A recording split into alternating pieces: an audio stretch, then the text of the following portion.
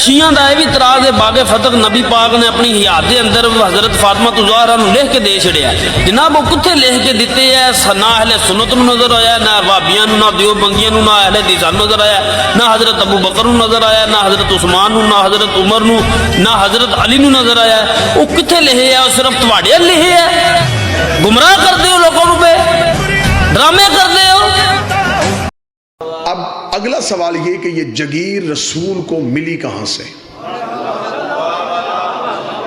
میں نے پہلے کہا ہے کہ میں بالکل اس مقدمے کی آپ کے سامنے بیک گراؤنڈ پڑھنے لگا ہوں، پس منظر پڑھوں گا تو پھر میں اس مقدمے بحث کر سکوں گا، کیونکہ اب پرانے کیس کھلنے شروع ہو گئے ہیں،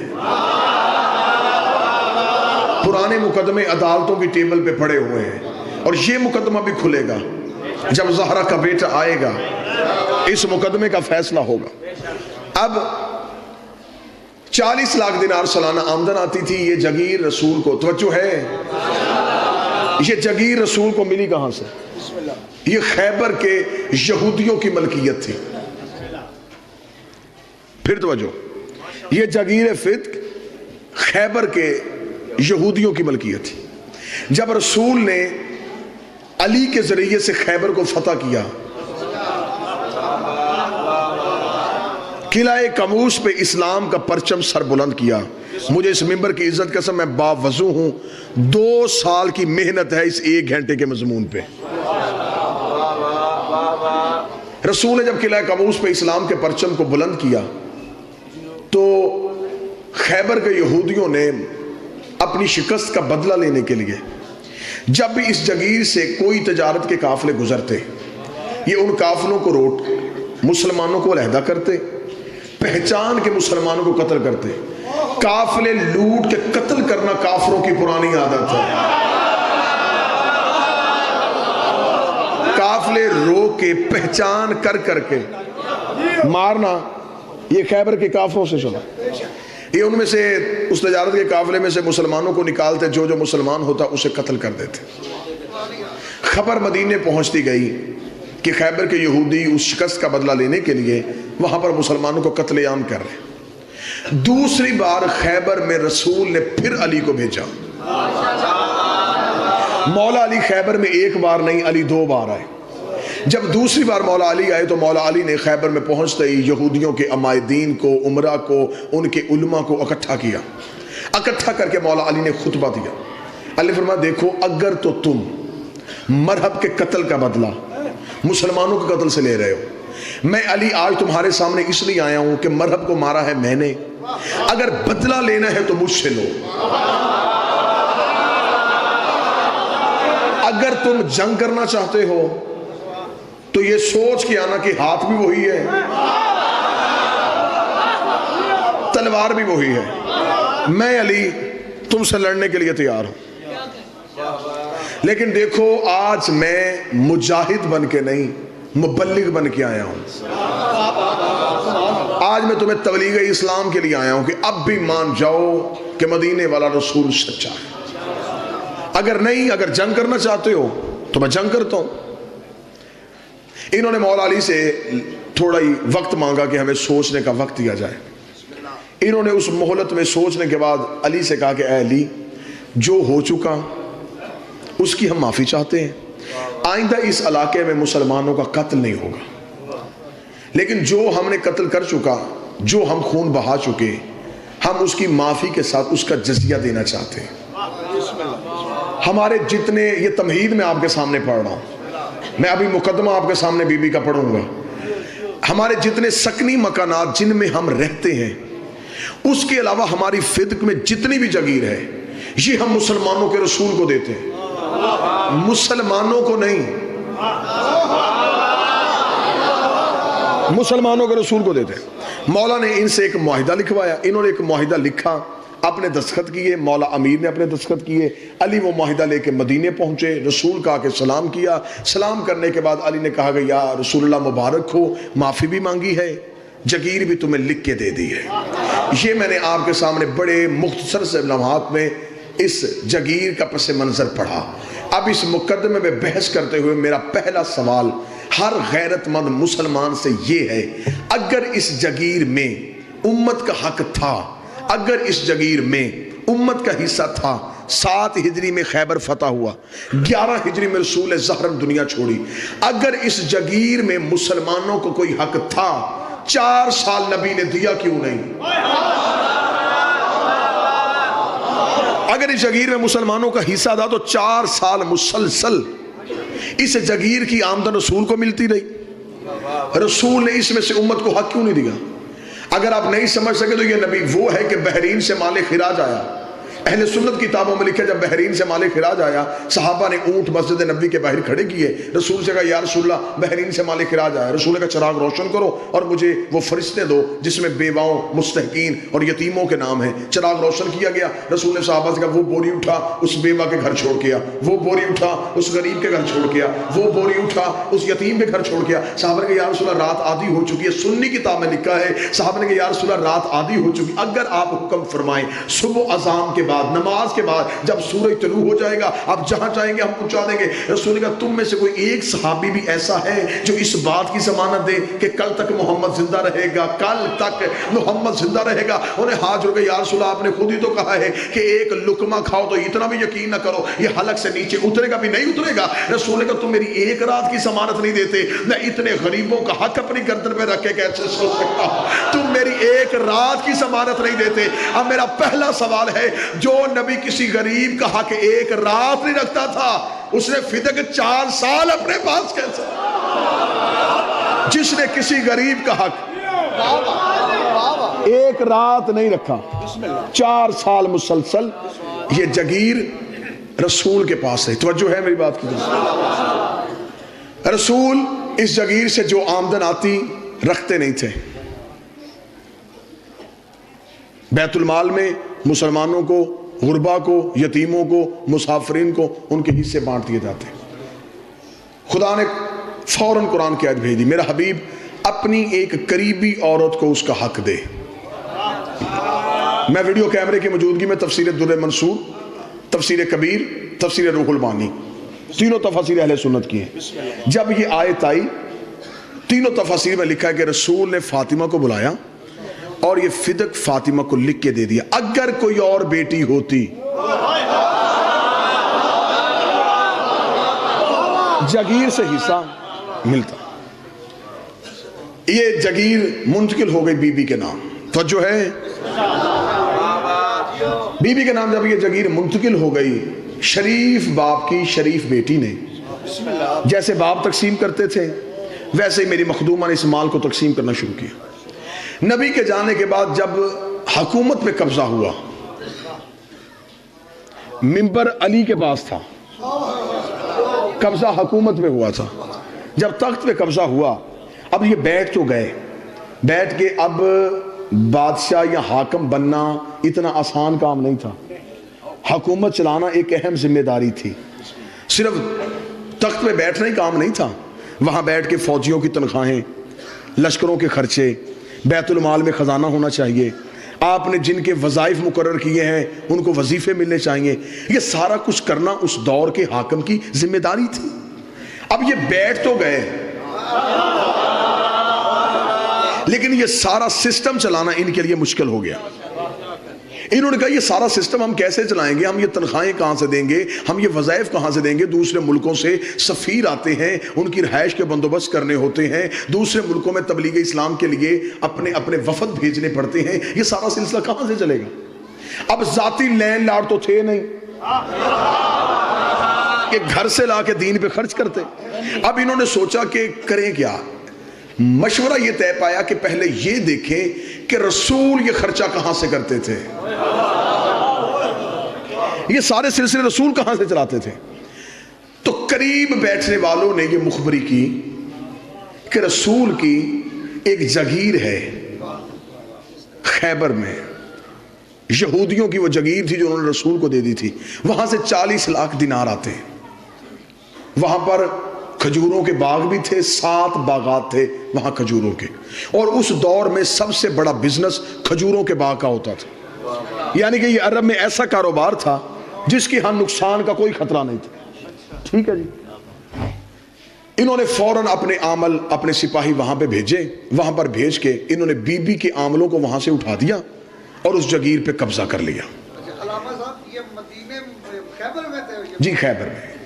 جو آج بھی وہ باغ کی، کیونکہ اب انہوں نے زیارت وہ بند کر دی ہے، اب وہاں جانے سعودی عرب کی گورنمنٹ نہیں دیتی. یہ مدینے سے آپ تھوڑا باہر نکلیں گے تو اس وقت 65 یا 70 کلومیٹر کے فاصلے پہ یہ جگیر ہے. اب جب بی بی کے عمل واپس آ گئے تو بی بی کے عاملوں نے واپس آ کے کہا کہ بی بی انہوں نے ہمیں وہاں سے اٹھا دیا، حکومت نے قبضہ کر لیا. اب یہ دیکھیں، اب میں پڑھنے لگا ہوں بی بی کا مقدمہ. سادات سے اجازت لے کے میں مخدومہ کا حق پڑھنے لگا ہوں. جب آ کے عاملوں نے اطلاع دی، جناب فضہ روایت کرتی ہیں کہ اس دن بی بی مکنا اوڑھ رہی تھی، چادر اوڑھ رہی تھی، اور اپنے منہ میں بی بی زبان سے آہستہ دھیمے لہجے میں کہہ رہی تھی، ہوشیار ہو جا، اب تیرے مقابلے پہ بطول آ رہی ہے. اور میں انتہائی ذمہ داری کے ساتھ ایک ایک لفظ ادا کر رہا ہوں. میں نے کہا 2 سال کی محنت ہے اس مضمون پہ، ایک ایک لفظ کی ذمہ داری ہے. جس دن بی بی دربار میں گئی ہیں حق لینے کے لیے، اس دن بی بی کے 2 دروازے تھے مسجد میں. ایک وہ جو گھر کے اندر سے مسجد میں کھلتا تھا، جو رسول نے سارے صحابہ کے بند کروائے تھے لیکن علی کا بند نہیں کروایا تھا، یہ وہ دروازہ. ایک دروازہ وہ ہے جو مرکزی گیٹ ہے مسجد کا. جس دن بی بی دربار میں آئی ہیں، اس دن بی بی حجرے والے دروازے سے نہیں آئیں، جبکہ ہمیشہ بی بی رسول کے دور میں بھی جب بھی مسجد میں آتی تھی تو حجرے والے دروازے سے آتی تھی. آج بی بی حجرے والے دروازے سے نہیں، آج مرکزی دروازے سے آئیں. حجرے والے دروازے سے میری مخدومہ اس لیے نہیں آئی کہ اگر حجرے والے دروازے سے آتی، کل کو کوئی مسلمان یہ کہہ سکتا تھا کہ ہمیں تو پتہ ہی نہیں زہرا کب دربار میں آئی اور کب دربار سے چلی گئی. اس دن بی بی آئی ہے مرکزی دروازے سے، پہنچ گئی رسول کی بیٹی دربار میں. حاکم بیٹھا تھا تخت میں. میرا پہلا سوال ہے ہر غیرت مند مسلمان سے، آج بھی شرعی عدالت میں چلے جاؤ، پاکستان کی سپریم کورٹ میں، شرعی عدالتوں میں جا کے آج بھی قوانین شرعیہ اٹھا کے دیکھو. آج بھی پاکستان کے قانون کے مطابق اگر فیصلہ کیا جائے، زہرا پھر بھی جیت رہی ہے. آج پاکستان کے قوانین شرعیہ کے مطابق فیصلہ کیا جائے. میں سمجھا کے بات کروں گا، میں نے پہلے کہا تھا داد نہیں دینی، صرف سوچنا ہے اور توجہ فرمانی ہے. قوانین شرعی میں لکھا ہوا ہے کہ اگر کسی جگیر پہ قبضہ کرنے کے لیے مسلمان مجاہدین کا خون اور پسینہ بہے اور وہ جگیر مسلمان لے لیں، اس جگیر میں ہوتے ہیں 5 حصے. 4 ہوتے ہیں ان مجاہدین کے جنہوں نے جنگ کی، 5واں ہوتا ہے رسول کا. لیکن اگر کسی جگیر پہ قبضہ کرنے کے لیے نہ کسی کا خون بہاؤ نہ پسینہ، وہ صرف اسلام کو اسلام کے روب کی وجہ سے مل جائے، اسے کہتے ہیں مال فی.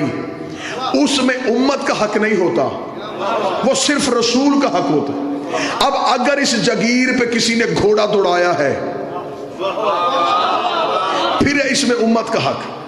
دوسرا سوال، آج بھی پاکستان کی عدالتیں اس بات کی تائید فرمائیں گی، سب سے بڑا بدنما دھبا جو آج تک اسلام کے چہرے پہ ہے، جسے کوئی بھی مورخ نہیں مٹا سکا، کتنا بڑا ظلم ہوا تاریخ اسلام پہ. جس کے خلاف مقدمہ تھا وہی جج تھا.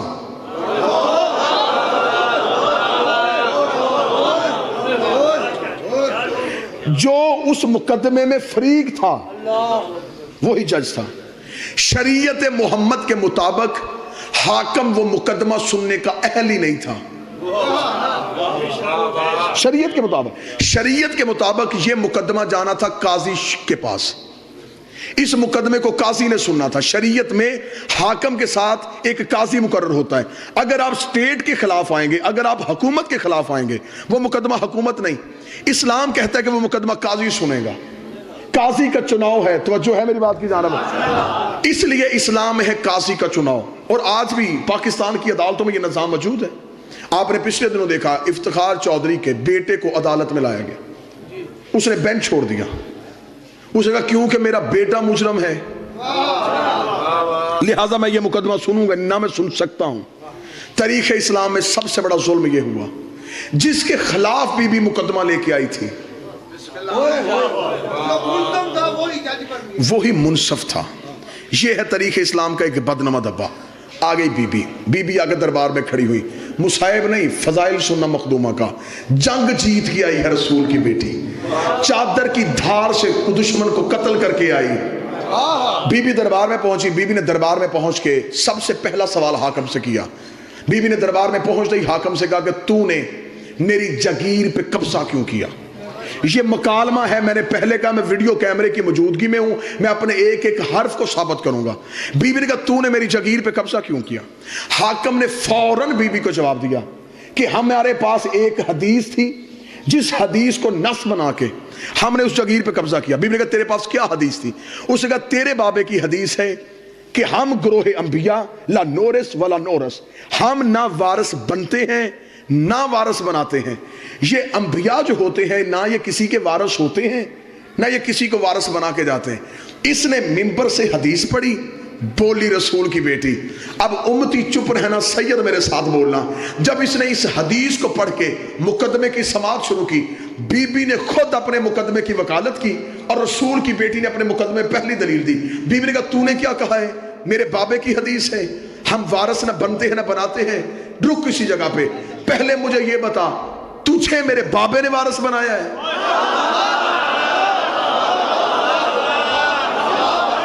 پہلے تو مجھے یہ بتا کہ تو جو وارث بنا ہے کیا تجھے میرے بابے نے بنایا ہے؟ اگر تجھے میرے بابے نے نامزد کیا ہے تو پھر تو خود ہی اپنی نس سے مکر گیا. تو نے ابھی کہا ہے کہ وہ کسی کو وارث نہیں بناتے.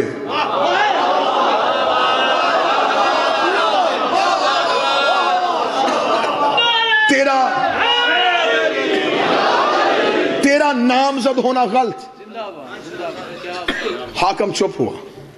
حاکم نے کہا مخدومہ بنت رسول تو اپنے مقدمے میں بحث کر. دربار میں اکیلی وکیل. مخدومہ نے کہا میں اپنے مقدمے میں بحث کرتی ہوں. اس نے کہا تیرے پاس ثبوت؟ بی بی نے کہا میرے پاس ثبوت ہے. ثبوت پیش کیا جائے. بی بی نے عدالت میں وہی معاہدہ جو یہودیوں نے لکھا تھا جس میں مولا علی کی بطور گواہ اور رسول کی مہر تھی اور نیچے لکھا تھا رسول نے کہ یہ جگیر میں اپنی بیٹی فاطمہ کو دیتا ہوں. بی بی نے وہ تحریر دربار میں پیش کی. انہوں نے تحریر پڑھتے ہی دوسرا سوال سماعت مقدمے کی کرتے حاکم نے کہا کہ اس تحریر پہ کوئی گواہ. لو پھر پھنس گیا حاکم. دوسری بڑی غلطی کر گیا حاکم. قانون قرآن کے مطابق معصوم سے گواہ مانگنے کی اجازت ہی نہیں ہے. میں محنت آپ کے سامنے پڑھ رہا ہوں. قرآن کے مطابق معصوم سے گواہ مانگنے کی اجازت نہیں. میں قرآن سے نص دیتا ہوں. مریم کی قوم نے مریم سے پوچھا بچہ کہاں سے آیا؟ 3 دن کا عیسیٰ بول پڑا. قرآن کہتا انی عبداللہ اتانی کتاب وجعلنی نبی، میں اللہ کا بندہ ہوں، کتاب لے کے آیا ہوں، نبی بن کے آیا ہوں. قوم نے عیسیٰ سے گواہ نہیں مانگا. معصوم ہے. میں ایک حوالہ دوسرا دیتا ہوں. کتاب کا نام حیات الحیوان، لکھی آقا دمیری نے، چھپی جامع الازہر مصر سے.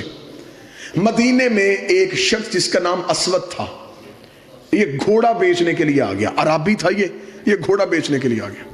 عرب میں گھوڑا ہر انسان کی کمزوری بھی تھی، مجبوری بھی تھی، کیونکہ وہ جانور پالتے تھے، گھوڑے پہ سواری کرتے تھے. یہ مسجد نبی والے بازار میں توجہ ہے، گھوڑا کھیلے کھڑا. رسالت امام مسجد سے باہر نکلے. رسالت امام نے گھوڑے کو دیکھا، رکے. اسود یہ گھوڑا بیچے گا؟ بیچوں گا. دلیل آپ نے ذہن میں رکھنی ہے کہ معصوم سے گواہ مانگنے کی اجازت نہیں ہے. رسول نے کہا یہ گھوڑا بیچے گا؟ اس نے کہا جی بیچوں گا. رسول کا کیا لے گا؟ اس نے دینار بتائے. رسول نے اس کے ساتھ سودا طے کیا. طے کرنے کے بعد رسول نے کہا کہ میرے پاس اس وقت دینار نہیں، دینار پڑے ہیں میرے حجرے میں. سودا تیرا میرا طے پا گیا. وہ جو دینار حجرے میں پڑے وہ تیری ملکیت، اور یہ جو تیرے ہاتھ میں گھوڑا ہے یہ میری ملکیت. رسول کو گھوڑے کی ضرورت نہیں ہے، لیکن ایک مسئلہ حل کرنے لگے ہیں.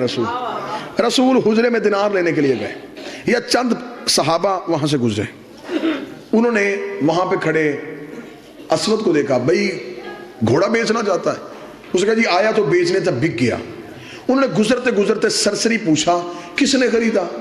اس نے کہا تمہارے نبی نے. نبی کا نام آنا تھا. بندے واپس آ گئے کہ ضرور اس گھوڑے میں کوئی صفت ہے، اگر اس میں کوئی عیب ہوتا محمد کبھی نہ خریدتا. اس میں کوئی صفت ہے. انہوں نے آگے کہا یہ گھوڑا تو ہمیں نہیں بیچ سکتا. اس کا نا سودا طے پا گیا. وہ دینار لینے گئے. اب وہ عربی کیونکہ نبی کا کلمہ نہیں پڑھتا تھا, انہوں نے فوراً کہا اگر ہم اس قیمت سے زیادہ دیں کیا تو ہمیں دے گا؟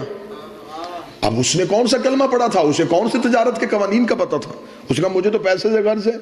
اسے پیسے لے گئے, گھوڑا ان کے حوالے کیا, یہ گھوڑا لے کے چلے گئے. وہ شخص دینار گن رہا تھا, یا رسول آ گئے. رسول نے کہا اسود میری امانت. اس کا کون سی امانت؟ اس نے کہا وہ گھوڑا جو میں نے خریدا. اس نے کہا کون سا گھوڑا؟ جو ابھی تھوڑی دیر پہلے خریدا. اس کا کوئی گواہ ہے؟ میں نے کہا تھا نا معصوم سے گواہ مانگنے کی اجازت نہیں. اس نے کہا گواہ ہے. رسول چپ کھڑے. رسول کہا اسود دیکھ میں نے تجھ سے وہ خریدا, میرا تیرے ساتھ دینار طے پائے. اس نے کہا نا گواہ ہے تو لا. ابھی رسول چپ تھے, یا مسجد سے ایک شخص باہر نکلا.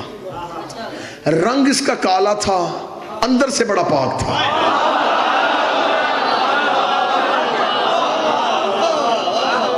یہاں اس کے ولایت علی کا نور تھا. آ کے بلال نبی کے قدموں پہ, سردار آپ کیوں بازار میں رکے ہیں؟ بلال میں گزر رہا تھا, میں نے اس کے ساتھ اس سواری کا سودا کیا, میں دینار لینے گیا, اس نے کسی اور کے ہاتھ بھیج دی. جب اتنا جملہ کہا بلال نے کہا کیوں, تو نے ایسا کیوں کیا؟ اس نے کہا تیرے نبی کے پاس گواہ کوئی نہیں, کوئی گواہ نہیں ہے کہ میں نے اس کے ساتھ سودا کیا. بلال نے ایک لمحہ سوچے بغیر کہا میں گواہی دیتا ہوں. اب ہلوال والو داد نہ دینا, دعا دینا تو تمہارا حق بنتا ہے. جب بلال نے کہا میں گواہی دیتا ہوں کہ گھوڑا میرے نبی نے خریدا ہے. اسود نے دیکھ کے کہا عبداللہ کا بیٹا میں نے تیرے کلمہ نہیں پڑھا, تیری عدالت کے میں نے قصے سنے ہیں, تیری صداقت کے میں نے منظر سنے ہیں, مجھے پتا ہے تو بات سچی کرتا ہے, فیصلہ حق پہ کرتا ہے. مجھے بول کے بتا جب تیرا اور میرا سودا ہو رہا تھا یہ تیرا حبشی غلام تو تھا ہی نہیں, اس نے گواہی کیسے دے دی؟ رسول نے اپنا چہرہ بلال کی طرف کہا بلال یہ بات تو سچ ہے, جب میرا اس کے ساتھ سودا ہوا تو تھا ہی نہیں, تو نے کیسے گواہی دی؟ بلال نے دونوں ہاتھ نبی کے قدموں پہ رکھے کہا تو نے کہا اللہ ہے میں نے دیکھا, تو نے کہا اللہ ہے میں نے دیکھا, تو نے کہا جنت ہے میں نے دیکھی, تیرے کہنے پہ نہ دیکھا اللہ مان لیا. یہ بھی تو نے کہا ہے کہ گھوڑا خریدا ہے, پھر تو نے خریدا. یہ ہے معصوم سے گواہ مانگنے کی اجازت نہیں. دربار میں معصومہ سے گواہ مانگا گیا, سننا مقدمہ, فضائل سننا میری سائن کے, میری آقا زادی کی فضیلت سننا. انہوں نے گواہ مانگا, بی بی نے گواہیاں دیں. بی بی نے کہا میرا بڑا بیٹا حسن میرا گواہ, میرا چھوٹا بیٹا حسین میرا گواہ, میرا شوہر علی میرا گواہ, اور میرے باپ کی کنیز ام ایمن میری گواہ. یہ 4 گواہیاں ہیں جو بی بی نے اپنے مقدمے میں دی ہیں. حاکم نے تھوڑی دیر مشیروں سے مشورہ کیا. بنت رسول کھڑی فیصلے کا انتظار کر رہی تھی. یہ دربار سے فیصلہ آ گیا. فیصلہ یہ آیا کہ ہم آپ کے مقدمے کو خارج کر رہے ہیں اس بنا پہ کہ آپ کا نصاب شہادت پورا نہیں. بی بی نے کہا میرا نصاب شہادت کیوں نہیں پورا؟ انہوں نے کہا اس لیے کہ آپ نے جو 4 گواہیاں دی ہیں ان میں پہلی گواہی ہے آپ کے شوہر علی کی. علی بحیثیت شوہر اس جگیر میں حصے دار ہے, لہٰذا یہ مالک ہے, اس کی گواہی نہیں. حسن حسین ہے بیٹے ہونے کی وجہ سے ان کا بھی اس جگیر میں حصہ ہے, لہٰذا ان کی گواہی بھی نہیں. چوتھی بچ گئی ایک گواہ ام ایمن. اور تیرے بابا کی حدیث ہے کہ اگر مرد ایک ہو عورتیں 2 ہونی چاہیے, اس کے ساتھ دوسری عورت نہیں, لہٰذا نصاب شہادت مکمل نہ ہونے کی وجہ سے ہم تیرے مقدمے کو خارج کرتے ہیں. زندگی قربان کرو بی بی تیری عزت میں. بی بی نے مقدمہ واپس لے لیا, گواہیاں نہیں بدلی. بحث سننا میری آقا زادی کے مقدمے کی پوری ذمہ داری کے ساتھ. بی بی نے مقدمہ واپس لیا, گواہیاں نہیں بدلی. جبکہ بی بی کے پاس گواہ تھے. بی بی جناب سلمان کو کھڑا کر سکتی تھی, حضرت ابو ذر کو پیش کر سکتی تھی, جناب کمبر, عمار, مقداد, عورتوں میں بی بی فضہ, اسما, ام الفضل, یہ سب موجود تھے. آقا ذاتی نے گواہیاں نہیں بدلی، مقدمہ واپس لے لیا۔ مقدمہ کیوں واپس لیا؟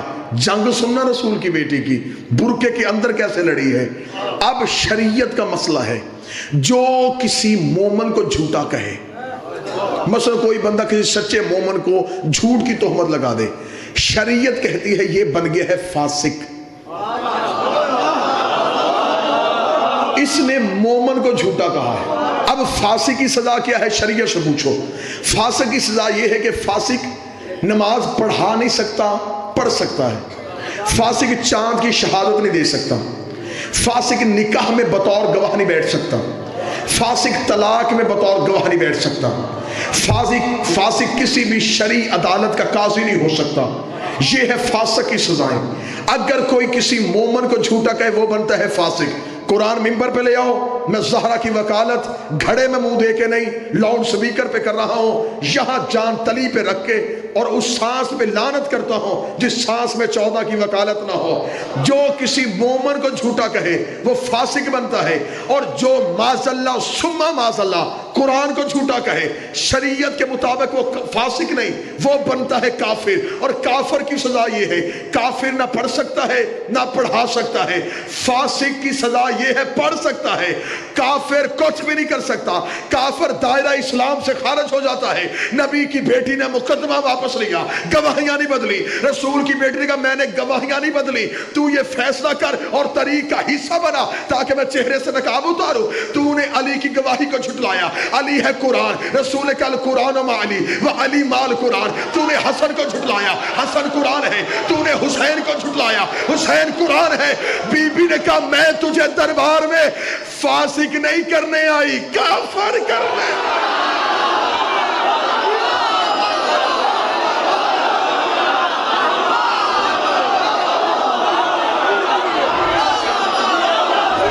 بسم اللہ، میں تجھے، بسم اللہ،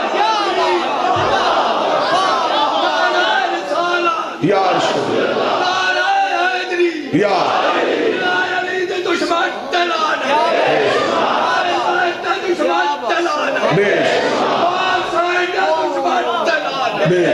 بسم اللہ، میں تجھے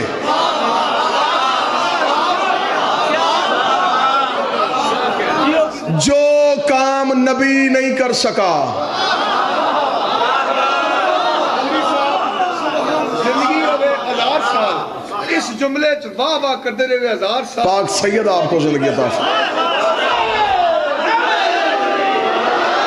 مخدومہ نے اصل چہرہ بے نقاب کیا، سننا مقدمہ سننا میری آقا زادی کا۔ بی بی نے مقدمہ واپس لیا، حکیم صاحب مقدمہ واپس لیتے ہی بی بی نے دوسرا مقدمہ دائر کیا۔ بی بی نے کہا یہ مقدمہ واپس ہو گیا، فیصلہ کر دیا تو نے فیصلہ، نہ فیصلہ نہ بدلنا، میں مقدمہ واپس لیتی ہوں۔ وہی کھڑے بی بی نے دوسرا مقدمہ دائر کر دیا۔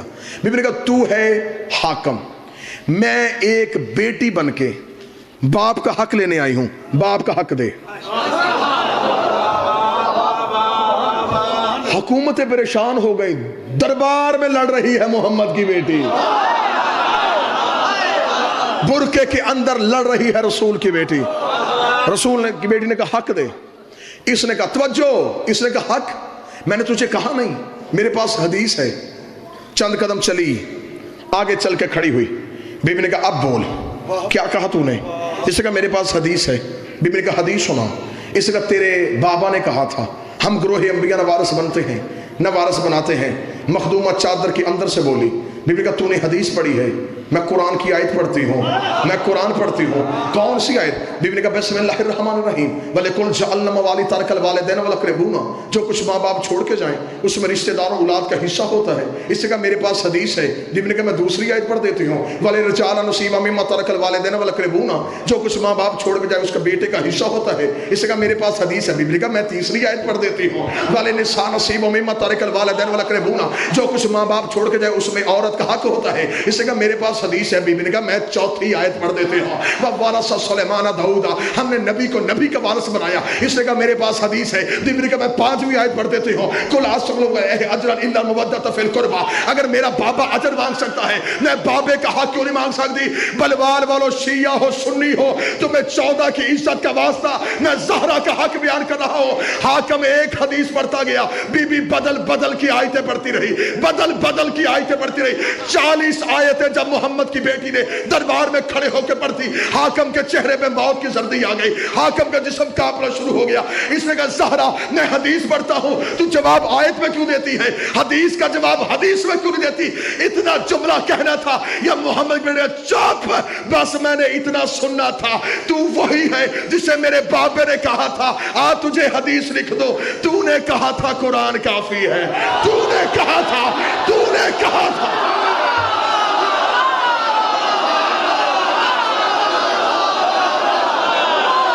तूने कहा था,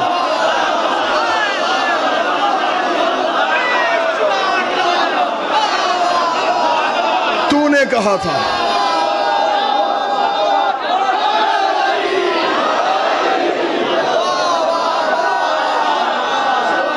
तुझे मेरे बाप ने कहा था, तुझे मेरे बाप ने कहा था मैं तुझे हदीस लिख, तूने कहा था कुरान काफी। आज मैं कुरान पढ़ती हूँ, बर्दाश्त क्यों नहीं करता?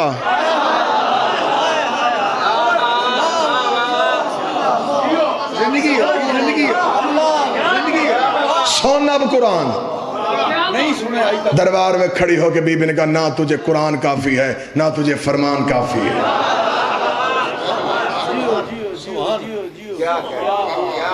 हार के नहीं, जीत के आई है, मनवा के आई है।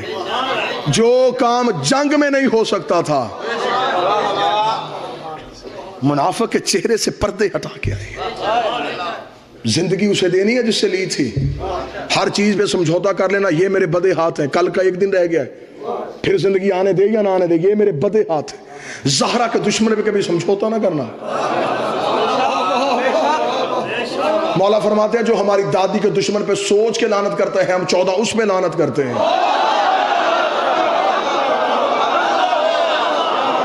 जो सोच के लानत करता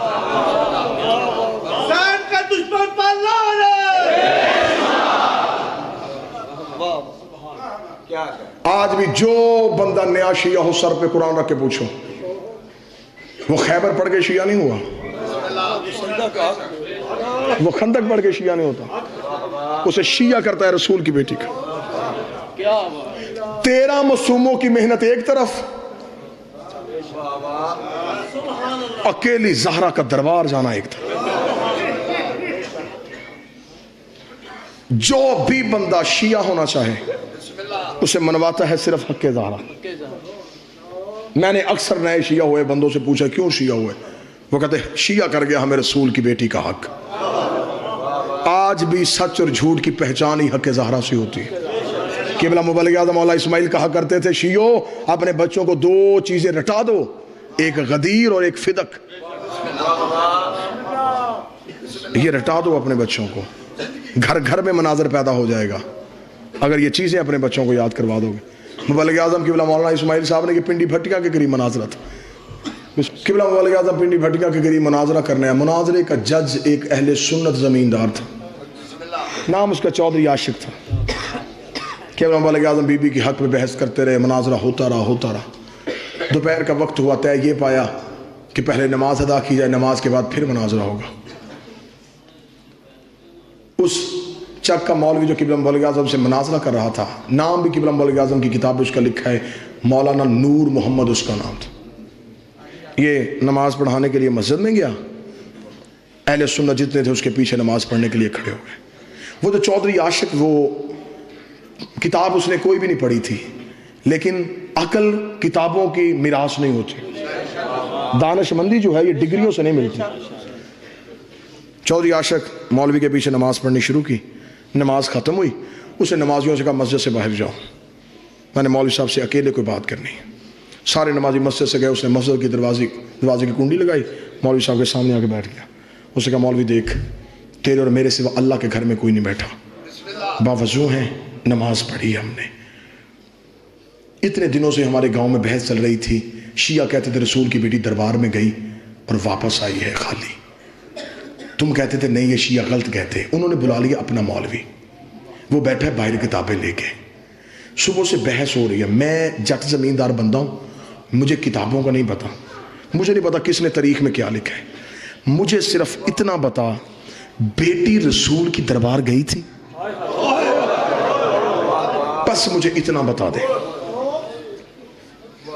اب دیکھنا کیسے بلایا ہے مخدومہ نے. اس کا مجھے صرف اتنا بتا, بیٹی رسول کی دربار گئی تھی.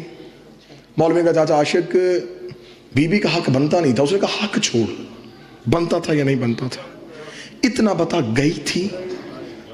اس نے کہا ہاں یہ کتابوں میں لکھا گئی تھی. اس نے کہا چپ, اب اتنا بتا دے واپس خالی آئی ہے یا حق لے کے آئی ہے.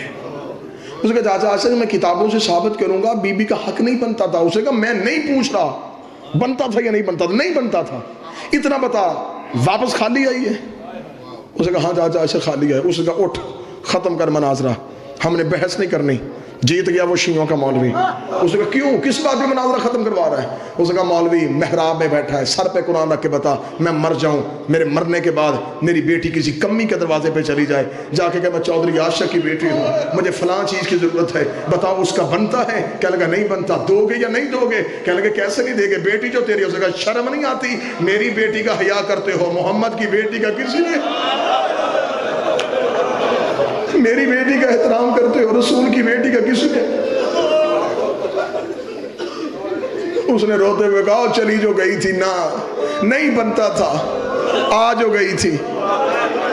اور بیٹی تو دشمن کی بھی گھر آ جائے خالی نہیں بھیجتے, آ جو گئی تھی دربار میں. اتنا کہنے کے بعد چودھری عاشق مسجد سے نکلا جہاں مبلغ اعظم بیٹھا تھا, ہاتھ جوڑ گیا تھا مبلغ اعظم, اور مولوی اسماعیل پڑھا کلمہ, مل گئی مجھے ہدایت.